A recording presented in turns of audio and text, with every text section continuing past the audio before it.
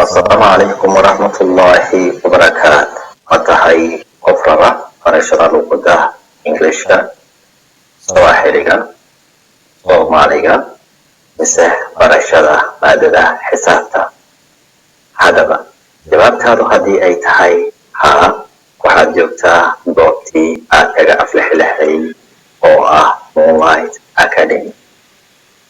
Moonlight Academy waa macad app online ah u shaqeeya bixiyana koorsooyin tayooyinkooda ay sareeyaan kana aflaxeen arday badan oo jooga dunida dacalaheeda u dhaxaysay 2020 ilaa 2025 waxaa socda diiwaangelinta iyo qaadashada arday cusub dhammaan koorsooyinka sare.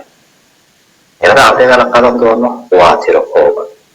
haddaba haddii aad xal u leedahay barashada luqadaha iyo xisaabta waa markeena iyo markaaga guusha. nagu soo biir oona ammaantii waxaad nagala soo xiriiri kartaa lambarka shaashada kaaga muuqdo